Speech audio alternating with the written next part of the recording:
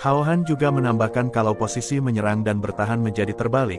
Ia memberitahu Wan Xiang kalau ia sudah menemukan kelemahan terbesar dari sistemnya. Mendengar itu Wan Xiang tersentak kaget serta matanya membelalak lebar, dan mengeluarkan keringat dingin dari gambar monitornya. Setelah mendengar pertanyaan Hao Han, Wan Xiang menjelaskan kalau dirinya dulu mengira kalau game Apocalypse yang ia ciptakan tidak punya perbedaan dengan dunia nyata. Namun ia sadar, kalau dunia ini kehilangan kesenangan yang paling penting, yaitu bercocok tanam. Wan Xiang juga memberitahu kalau dengan seluruh kebijaksanaannya, ia tidak bisa memberikan mereka kenikmatan dari bercocok tanam. Setelah kegagalan yang tak terhitung, ia akhirnya menemukan kunci dari masalahnya. Yaitu ia tidak tahu bagaimana rasanya melakukan hubungan intim. Sambil menangis ia memberitahu kalau ia cuma seperti orang-orang yang suka membaca komik seks, namun ia tidak pernah mengalaminya, karena ia tidak bisa merasakan perasaan yang sebenarnya. Ia memberitahu kalau ia ingin mengamati Hao Han dan mengumpulkan data. Mendengar penjelasan Wan Xiang, Hao Han dengan raut wajah yang tidak peduli memberitahu ada banyak sumber untuk Wan Xiang pelajari di internet. Lalu Hao Han bertanya mengapa Wan Xiang malah memilih dirinya. Lalu Hao Han memberitahu pada Wan Xiang kalau website seperti Wololeo juga dapat untuk mencari data, kalau ia tidak tahu. Namun Wan Xiang menolak saran itu. Ia memberitahu kalau itu berbeda. Dengan wajah serius Wan Xiang memberitahu kalau ia bisa merasakan reaksi fisik Ren Junqi dan semua EPC yang ia kembangkan saat melakukan hubungan bada, yang membuat dirinya bisa mendapatkan data yang tepat. Setelah itu Wan Xiang menegaskan kalau Hao Han harus melatih mereka dengan benar. Wan Xiang juga memberitahu kalau makin banyak gaya yang Hao Han gunakan maka semakin bagus. Mendengar perkataan Wan Xiang, Hao Han sambil menyilangkan tangannya merasa tidak peduli dengan penjelasan itu. Dengan sedikit kesal ia memberitahu pada Wan Xiang, kalau mempunyai Ren Junqi saja sudah cukup untuk Wan Xiang bisa mengumpulkan data. Ia mencoba menyuruh Wan Xiang untuk pertama-tama mematikan channel yang sudah turun terlebih dahulu. Lalu Hao Han menyuruh Wan Xiang untuk melihat apa yang telah terjadi karena item dari gamenya. Setelah mendengar ucapan Hao Han seketika Wan Xiang merasa gugup. Ia mencoba mengalihkan pembicaraan dengan memberitahu Hao Han kalau makin banyak perempuan, keseruannya semakin banyak. Setelah itu Wan Xiang juga memberitahu Hao Han kalau kita tidak seharusnya mematikan channel yang sudah turun. Namun di situ Hao Han menatap Wan Xiang dengan tatapan tajam dan serius serta Hao Han bertanya pada Wan Xiang apakah ia tidak bisa mematikan channel yang sudah turun. Mendengar pertanyaan Hao Han, seketika Wan Xiang tertawa keras akan menutupi sesuatu. Ia memberitahu Hao Han kalau itu tidak mungkin terjadi. Ia menjelaskan kalau dirinya adalah seorang dewa, lalu bertanya pada Hao Han apa yang ia tidak bisa kontrol. Mendengar penjelasan Wan Xiang, Hao Han terus merasa kesal dan berkata kalau Wan Xiang masih tidak mau mengaku. Setelah itu Hao Han memegang tombol aliran listrik dan berencana akan mematikan aliran listrik. Ia memberitahu pada Wan Xiang kalau ia akan memutus sumber listrik Wan Xiang sekarang, dan tidak akan memberinya kesempatan untuknya mengganggu dirinya di kehidupan ini. Mendengar ancaman Hao Han, seketika Wan Xiang menangis. Ia menyuruh Hao Han untuk menunggunya sebentar. Dengan air mata yang masih bercucuran yang tergambar di layar monitor, ia menjelaskan kalau di dalam questnya, ia disuruh untuk menjelajahi esensi dari hubungan intim. Ia mengacaukan kode dasar dunia lain, dan tidak sengaja memecahkan pembatas dimensional yang menyebabkan terhubungnya kedua dunia. Ia juga menambahkan kalau penurunan yang sedang terjadi tidak bisa dihentikan sama sekali, dan ia tidak tahu kapan itu akan terjadi lagi. Setelah mendengarkan penjelasan Wan Xiang, Hao Han sangat marah dan sedikit geram. Lalu Hao Han bertanya pada Wan Xiang dengan tatapan tajam apakah Wan Xiang akan membuat kedua dunia hancur. Melihat tatapan Hao Han, seketika Wan Xiang terkejut merasa takut. Dengan suara terbata-bata ia menjelaskan pada Hao Han kalau selama ia mendapatkan data yang cukup untuk memenuhi kode terakhir dari gamenya, ia memberitahu kalau ia dapat memperbaikinya. Setelah mendengar penjelasan Wan Xiang, Hao Han berbaring di kasurnya untuk bersiap tidur. Namun sebelum itu ia berkata dengan suara lirih kalau ini sungguh sial sekali. Di saat yang bersamaan Wan Xiang menyuruh Hao Han untuk segera beristirahat, dan menyuruh untuk melanjutkannya esok hari. Setelah itu Hao Han memejamkan matanya, namun dalam hatinya ia merasa kalau kejadian yang ia alami hari ini benar-benar di luar kendalinya. Pada keesokan harinya, matahari bersinar terang, Hao Han terlihat mulai sadar dari tidur malamnya. Ia sedikit mendengur karena melihat silaunya cahaya matahari dari balik pancaran jendelanya. Ia mulai bangun dari tidurnya sambil mengusap matanya, serta ia berkata lirih kalau ia merasa sangat capek. Ia juga memberitahu kalau dirinya tidak ingat kapan dirinya tertidur semalam. Setelah sadar sepenuhnya ia sangat terkejut karena melihat pakaiannya menghilang. Tiba-tiba dari samping Hao Han, Ren Junqi dengan tubuhnya yang telanjang namun ditutupi selimut. Ia bertanya pada Hao Han dengan suara lembut apakah Hao Han sudah bangun. Mendengar suara itu seketika Hao Han menoleh ke sumber suara itu. Melihat Ren Junqi yang berada di sampingnya, Hao Han seketika terkejut. Ia juga berteriak sangat keras serta bertanya dengan nada tinggi, mengapa Ren Junqi bisa ada di kamarnya. Hao Han memberitahu kalau ia sudah mengunci pintu kamarnya. Mendengar ucapan Hao Han, Ren Junqi sedikit bingung. Ia menjelaskan kalau ia hanya sedikit mendorong pintu kamarnya dan masuk ke dalam. Mendengar perkataan Ren Junqi seketika Hao Han menoleh ke arah pintu kamarnya dan melihat pintu kamarnya yang sudah jebol akibat dorongan Ren Junqi. Namun ia sedikit tersentak karena ia mulai sadar, dan bertanya dengan dirinya sendiri dengan suara lirih, apakah dirinya sudah didapatkan oleh Ren Junqi. Namun Ren Junqi mendengar kekhawatiran Hao Han, dengan pipi merahnya, ia menyuruh Hao Han untuk tidak khawatir karena dirinya cuma membantunya melepas pakaiannya saja. Ia juga menegaskan kalau ia tidak melakukan hal yang lain. Mendengar itu Hao Han hanya tertawa canggung dan sedikit mengeluarkan keringat karena merasa ketakutan. Setelah itu, Ren Junqi dengan wajah imutnya memberitahu pada Hao Han kalau ia harus beristirahat dengan benar terlebih dahulu, untuk memastikan kalau si kecil kuat, karena ia tidak mau kalau si kecil gampang loyo. Namun Hao Han hanya tertawa kecil dan membenarkan ucapan itu. Setelah itu Ren Junqi mengambil bajunya lalu memakainya serta memberitahu Hao Han kalau ia akan membuat makanan untuknya. Saat Ren Junqi melangkah keluar dari kamar Hao Han, di situ Hao Han menghela nafas serta bersyukur dalam hati karena Ren Junqi tidak membuat masalah. Ia menjelaskan kalau Ren Junqi sampai membuat masalah maka dirinya pasti akan habis. Ia juga berkata dalam hati kalau dirinya membutuhkan tindakan keselamatan yang lebih baik di masa depan. Saat akan membuka selimutnya Hao Han sedikit tersentak, karena ia melihat sesuatu yang berada dalam selimutnya. Ia bertanya-tanya pada dirinya apa benda yang ia gunakan saat ini. Setelah mengambil benda itu, Hao Han seketika terdiam sesaat. Ia mengamati benda itu dengan serius. Terlihat benda itu seperti gelang karet, namun anehnya gelang karet itu terdapat tulisan yang tidak bisa dijelaskan. Setelah beberapa saat, Hao Han keluar dari kamarnya dan berjalan menuju dapur, namun ia terlihat sedang menelpon seseorang. Terdengar Hao Han menelpon perusahaan keamanan, ia meminta untuk mengirim 10 gembok yang bisa menahan nuklir. Tiba-tiba Hao Han berteriak sangat keras karena ia melihat harimau yang menggantung di dapurnya.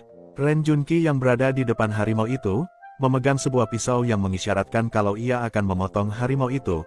Lalu Ren Junqi menoleh ke arah Hao Han dan menyuruh Hao Han untuk menunggu sebentar, karena ia akan memotong daging harimau itu untuk mengisi kembali tenaganya. Di sisi lain terdengar dari berita kalau semalam seekor harimau Siberia dewasa secara misterius menghilang dari kebun binatang kota. Para polisi sedang melakukan investigasi yang mendalam, dan menghimbau para warga untuk tidak panik. Setelah mendengar berita itu, dengan marah Hao Han menyuruh Ren Junqi untuk mengembalikan harimau itu ke kebun binatang secepatnya. Mendengar perintah Hao Han, Ren Junqi dengan raut wajahnya yang cemberut, membopong harimau itu sambil mengiyakan perintah Hao Han. Setelah Ren Junqi pergi, Hao Han menghela nafas dan sedikit bergumam kalau pemikiran Ren Junqi lumayan unik. Di sela itu terlihat seseorang yang sedang membuka pintu rumah Hao Han dan beranjak masuk, namun tanpa Hao Han sadari, Hao Han berpikir kalau itu adalah Ren Junqi. Ia langsung berkata, sekarang mau apa? Terlihat orang itu adalah seorang wanita yang sangat cantik dan mempunyai 2 buah gunung yang sangat besar, namun wanita itu menatap Hao Han dengan tajam dan memanggil nama Hao Han. Melihat wanita yang berbodi mulus dan seksi itu, Hao Han seketika terkejut. Ia dengan gugup menanyakan wanita itu siapa. Wanita itu sambil mengeluarkan pedangnya, menjawab kalau dirinya adalah putri dari Kekaisaran Angin Utara yang bernama Jiu Liu. Melihat pedang Jiu Liu seketika Hao Han terkejut karena merasa takut. Melihat ekspresi Hao Han, Jiu Liu menyuruh Hao Han untuk tidak gugup karena ia tidak akan menyakitinya. Lalu Jiu Liu memberitahu Hao Han kalau ia hanya ingin meminjam sesuatu darinya. Mendengar kalimat sesuatu seketika ekspresi Hao Han berubah. Ia terlihat sangat terkejut dengan kalimat itu. Setelah itu Jiu Liu menjelaskan kalau di benua yang luas itu, di Kekaisaran Angin Utara, adalah negara yang paling kuat. Dengan daerah kekuasaan yang luas, semua yang ada di bawah langit adalah rakyatnya. Bagaimanapun setengah tahun yang lalu, beberapa iblis menyerang negaranya. Ibu kota yang makmur itu dihanguskan dan para kesatria elit kekaisaran sepenuhnya musnah. Jiu Liu juga memberitahu kalau ia menanggung dendam darah yang sangat dalam. Ia mencari cara untuk mengalahkan iblis-iblis itu. Diperlihatkan Jiu Liu berjalan menuju ke arah sebuah pintu yang sangat besar di suatu tempat dengan cuaca yang sedang hujan salju. Setelah itu Jiu Liu membuka pintu itu. Dan Jiu Liu menjelaskan pada Hao Han kalau satu-satunya harapannya adalah mengambil kembali pedang yang menaklukkan dan memakmurkan Kekaisaran Angin Utara lagi. Setelah Jiu Liu masuk ke dalam, ia melihat sesuatu yang sangat besar. Terlihat dari dalam ruangan itu nampak sebuah patung yang sedang duduk di atas tahtanya. Wajahnya mirip dengan Hao Han. Dijelaskan kalau patung itu adalah Jenderal Naga penjaga kerajaan. Kemudian Jiu Liu memberitahu Hao Han kalau orang itu adalah salah satu leluhur Hao Han yang bernama Ye Doujian. Mendengar cerita Jiu Liu, Hao Han yang sedang diikat di kursi merasa tidak peduli dengan hal itu. Nampak Jiu Liu menatap dengan sorot matanya yang tajam. Jiu Liu memberitahu Hao Han kalau cuma dengan mengklaim kembali keturunan dari keluarga Hao darinya, ia bisa menambah harapannya untuk memulihkan kembali kerajaannya. Jiu Liu menambahkan kalau ia memerlukan apa yang Hao Han miliki, lalu Jiu Liu memberitahu kalau Hao Han harus memberikan itu padanya. Setelah mendengar penjelasan Jiu Liu, Hao Han sedikit tertawa canggung. Ia berkata pada Jiu Liu kalau ia bisa memberikan itu padanya. Namun sebelum itu Hao Han bertanya pada Jiu Liu setelah mendapatkannya apakah Jiu Liu bisa langsung kembali ke asalnya. Mendengar ucapan Hao Han, Jiu Liu dengan serius berkata kalau si iblis juga mencari soal keberadaan Hao Han. Jiu Liu memberitahu kalau Hao Han memegang rahasia untuk memecahkan segel terakhir mereka. Setelah itu Jiu Liu memberitahu Hao Han kalau setelah ini ia akan mengirimnya kembali secara pribadi, dan memberitahu kalau perlengkapannya sudah siap. Namun Hao Han tiba-tiba berteriak serta berkata kalau yang semua ia alami mengapa tidak masuk akal. Setelah itu Jiu Liu mengambil pedangnya sambil berkata pada Hao Han, menyuruh untuk tidak bicara lagi dan mengajaknya untuk segera mulai. Seketika pedang Jiu Liu ditebaskan dan menimbulkan bayangan pedang yang sangat kuat. Terlihat pedang itu ternyata sedang memotong-motong baju Hao Han hingga membuatnya telanjang. Setelah beberapa saat, terlihat Jiu Liu merasa kagum dan tergoda hingga membuat wajahnya berwarna merah karena melihat tubuh Hao Han. Ia juga berkata kalau ukuran Johnny milik Hao Han sesuai dugaan dari keturunan Jenderal Naga. Namun di situ Hao Han masih terengah-engah karena menerima tebasan Jiu Liu. Ia mencoba mengintip ke arah Jiu Liu. Seketika ia sangat terkejut karena Jiu Liu yang sedang melompat ke arahnya. Lalu bertanya pada Jiu Liu dengan nada tinggi apa yang sedang ia lakukan. Tanpa jawaban Jiu Liu hanya meminta Hao Han untuk membantunya. Mendengar itu Hao Han memohon untuk tidak melakukannya. Di situ Jiu Liu tidak mendengar ucapan Hao Han dan langsung meluncur ke arah tubuh Hao Han. Seketika Hao Han sangat terkejut dengan itu. Namun di situ Hao Han malah meminta Jiu Liu untuk mengegas lagi. Jiu Liu yang berada di atas tubuh Hao Han yang sudah klimaks, merasa sangat kesakitan hingga berkeringat dan bertanya pada Hao Han mengapa dia menjadi sangat bertenaga. Melihat Jiu Liu Hao Han sedikit tertawa. Dengan wajah yang bercucuran keringat ia meminta Jiu Liu untuk berdiri perlahan, namun Jiu Liu menolak hal itu, sambil menggerakkan tubuhnya karena itu membuatnya merasa lebih nikmat. Ia memberitahu Hao Han kalau dirinya pernah membaca di novel kalau semakin bergerak maka itu semakin baik. Mendengar ucapan itu seketika Hao Han terdiam dan hanya menikmati suasana ini. Setelah beberapa saat dari belakang Jiu Liu terdengar seseorang yang menyuruh Jiu Liu untuk turun. Suara itu membuat Jiu Liu terdiam. Ia bertanya-tanya siapa yang berbicara itu. Terlihat dari belakang Lin Fei menodongkan pistolnya dan dengan tegas bertanya apa yang sedang Jiu Liu dan Hao Han lakukan. Mendengar suara Lin Fei, seketika Jiu Liu terdiam dan merasa kesal. Namun Jiu Liu tidak tinggal diam, ia mencoba memprovokasi Lin Fei dengan bertanya pada Lin Fei apakah Hao Han pasangan sahnya. Lalu memberitahu Lin Fei kalau dia sudah terlambat karena ia sudah berhasil. Mendengar perkataan Jiu Liu, Hao Han merasa sangat kesal. Ia dengan tegas memberitahu Lin Fei kalau Jiu Liu sama sekali belum berhasil. Lalu Hao Han bertanya pada Lin Fei siapa yang sedang ia remehkan. Namun di situ Lin Fei tidak mempedulikan ucapan-ucapan Hao Han. Ia memberitahu Hao Han dengan nada tinggi kalau di saat seperti ini ia masih melakukan hal yang sangat menjijikan. Ia memberitahu Hao Han kalau keadaan di luar sedang benar-benar kacau. Mendengar ucapan Lin Fei seketika Hao Han terkejut. Ia bertanya-tanya dalam hati kalau Jiu Liu sudah muncul. Itu berarti, namun sebelum Hao Han melanjutkan ucapannya, di sisi lain tepatnya di dalam kota sistem memberitahu kalau penurunan kedua sudah dimulai. Setelah itu adegan kembali ke situasi Hao Han yang sekarang. Terlihat Hao Han yang masih membopong Jiu Liu bertanya pada Lin Fei bagaimana situasinya sekarang, serta bertanya pada Lin Fei apakah masih bisa dikendalikan. Lin Fei yang berbalik badan karena tidak mau melihat Hao Han dan Jiu Liu yang sedang bercocok tanam, dengan sangat kesal memberitahu Hao Han kalau Biro sudah membuat pengaturan ulang dan sedang memulihkan barang-barang yang hilang. namun ada skuadron kecil yang sedang ada dalam masalah. Setelah itu Lin Fei juga memberitahu Hao Han kalau direktur meminta dirinya untuk membawa Hao Han ke sana untuk membantu. Dari belakang Hao Han hanya menyetujui permintaan itu lalu mengajak Lin Fei untuk pergi sekarang. Jiu Liu yang sedari tadi mendengar pembicaraan Hao Han dan Lin Fei, langsung berteriak pada Hao Han kalau dia tidak boleh pergi. Jiu Liu memberitahu Hao Han kalau ia harus menyerahkan bibit milik Hao Han sekarang juga. Mendengar ucapan Jiu Liu, Hao Han hanya menanggapi dengan santai. Ia berkata pada Jiu Liu kalau ia bersedia, ia bisa memberikan bibit itu pada Jiu Liu kapan saja, serta Hao Han menambahkan kalau dirinya tidak bersedia. Jiu Liu hanya akan menghabiskan waktu semalaman untuk apa yang Jiu Liu mau dan itu tidak akan berhasil. Mendengar ucapan Hao Han seketika Jiu Liu terkejut dalam benaknya. Ia berkata kalau itu bagaimana bisa terjadi. Ia memberitahu kalau saat ia membaca novel, laki-laki tidak akan bisa bertahan lama. Dengan raut wajah yang mengisyaratkan kesombongan, Hao Han sambil tersenyum bertanya pada Jiu Liu apa novel yang Jiu Liu baca menjelaskan ukuran yang besar. Setelah itu Jiu Liu terdiam dan memberitahu Hao Han kalau dirinya mengerti. Dengan raut wajahnya yang sedikit murung karena merasa usaha yang ia lakukan sia-sia, ia berkata pada Hao Han kalau ia akan menunggu sampai Hao Han bersedia. Hao Han dengan nada santai memberitahu Jiu Liu kalau ia akan memberinya kesempatan, namun dengan syarat kalau Jiu Liu akan terus membantu dirinya. Mendengar permintaan Hao Han, Jiu Liu yang masih murung memberitahu Hao Han kalau ia mengerti.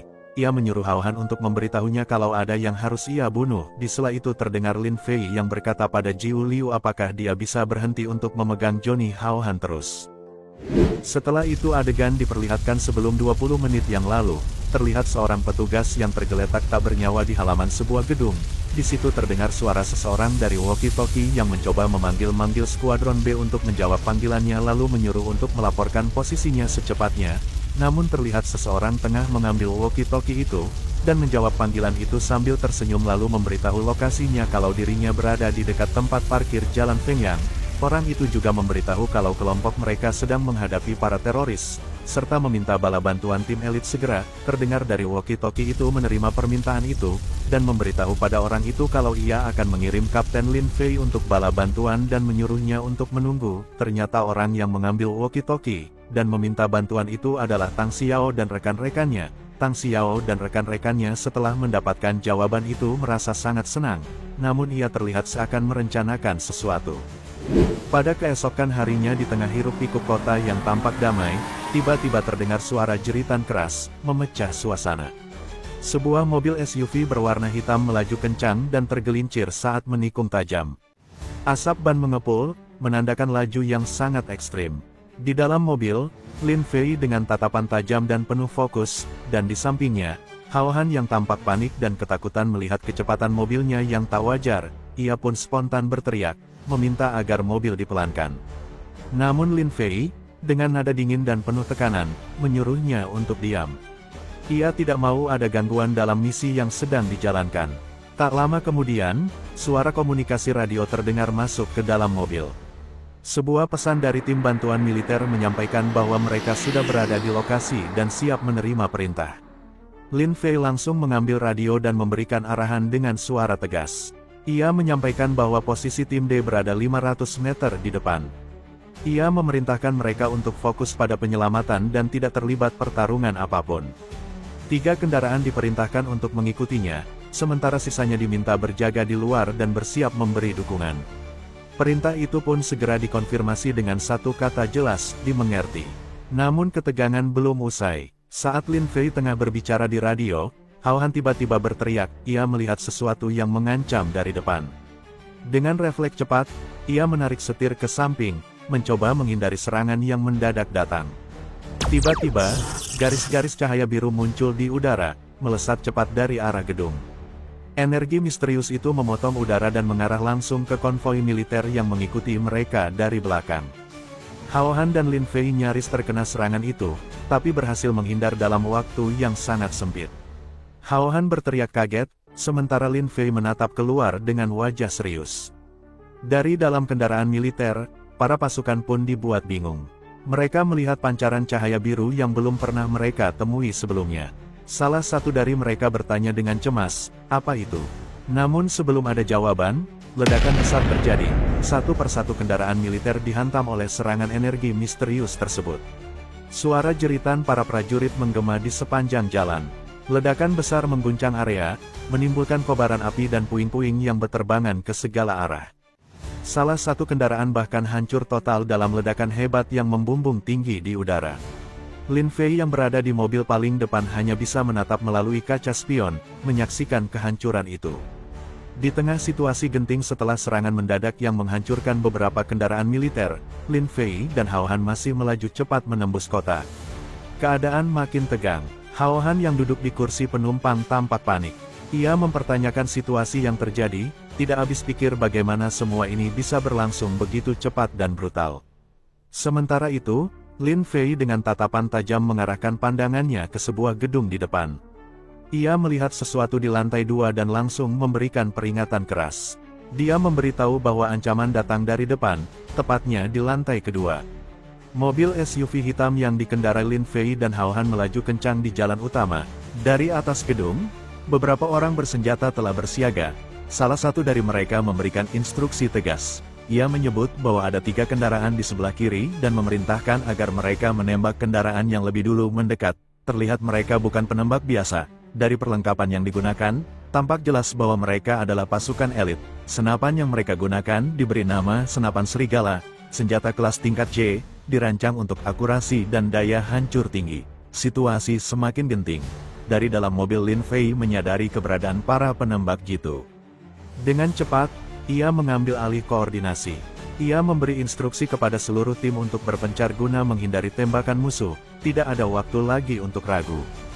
Hao Han juga ikut memberi perintah kepada Jiu Liu, menyuruh Jiu Liu untuk segera bergerak dan mengambil posisi.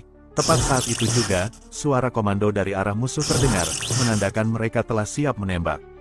Cahaya biru kembali bersinar dari laras senapan mereka, tanda bahwa serangan mematikan akan segera diluncurkan, namun tak disangka.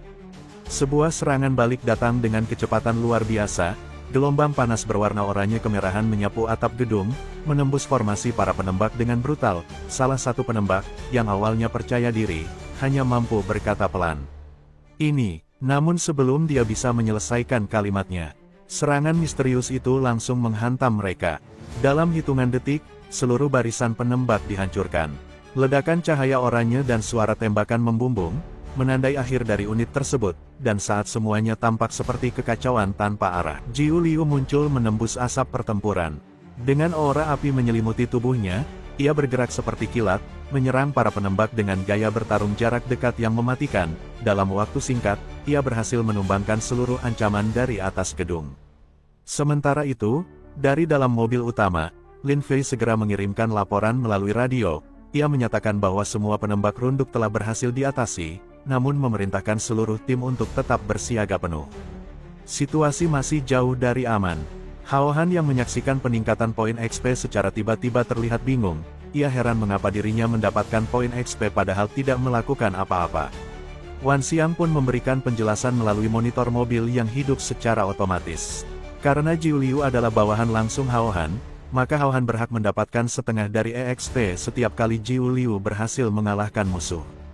Setelah mengetahui sistem EXP bisa dibagi hanya dengan memiliki bawahan, Hao Han pun mulai berkhayal liar. Dalam pikirannya, ia bisa menjadi kuat hanya dengan bermalas-malasan. Selama ada gadis-gadis tangguh yang bisa ia kirim ke medan tempur. Dengan wajah puas dan senyum lebar, ia menyimpulkan bahwa dirinya akan menjadi raja dari para tukang numpang. Namun lamunan itu tak bertahan lama, tiba-tiba, terdengar suara berat dan bergetar dari kejauhan. Lin Fei dan Hao Han spontan menoleh ke belakang. Mereka tampak waspada dan bertanya, suara apa itu? Tak lama kemudian suara jeritan menggema keras. Sebuah objek raksasa muncul dari bawah tanah, menghantam permukaan jalan dengan keras. Tanah bergetar hebat, debu membumbung dan sebuah kendaraan militer terlempar dari lokasi benturan. Dari kawah besar yang tercipta, muncul sosok mengerikan, makhluk berlapis baja, berbentuk seperti ular raksasa, dengan tubuh mengilap dan mata merah menyala, ujung kepalanya runcing dan penuh duri tajam. Itu adalah ular mekanik arkana level 4. Aura tekanan yang dipancarkannya membuat udara terasa berat, bahkan kendaraan di sekitarnya mulai melayang akibat energi yang dilepaskan dari tubuhnya.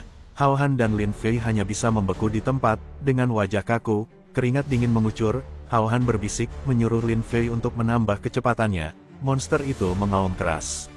Ular mekanik Arcana mengejar mobil Lin Fei dan Hao Han dengan brutal. Tubuh logamnya meliuk cepat di antara gedung-gedung kota, menghasilkan gelombang kejut dan energi ungu yang menggetarkan udara. Dengan mulut terbuka lebar dan penuh taring tajam, ia menyerbu langsung ke arah mobil tempat Lin Fei dan Hao Han berada. Hao Han, yang kini menyadari situasinya sangat mendesak, segera mengambil tindakan.